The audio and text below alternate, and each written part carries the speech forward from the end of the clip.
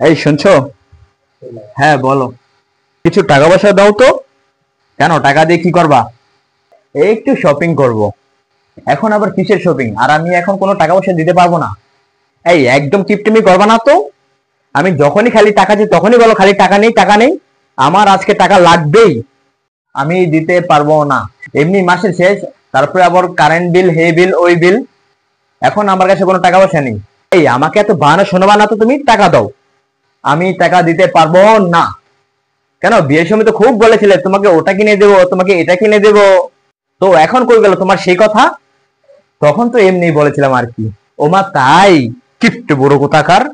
এই তুমি আমাকে বুড়ো বলছো কেন? হ্যাঁ বলছি। আমি যদি বুড়ো হই তাহলে তুমি বুড়ি। কি বললে তুমি? আমি বুড়ি? শুনে রাখো, তুমি আজ থেকে তোমার খাওয়া দাওয়া বন্ধ। আমি চললাম বাপের বাড়ি। এই যেও না মন্টু শোনো, আমি তোমাকে শপিং করে দেবো। বাবা কিছু টাকা পয়সা দাও তো। এই যে নবপুত্র এসেছে, কি করবা টাকা দিয়ে তুমি? একটা আন্ডার প্যান্ট কিনবো। ওরা না কয়দিন আগে আন্ডার প্যান্ট কিনে দিলাম, এখন আবার আন্ডার প্যান্ট দিয়ে কি করবি? ওটা তো কিনে দিয়েছো আরো 1 বছর আগে। ওইটারই সেলাই পড়গা, এখন আমার কাছে কোনো টাকা পয়সা নেই।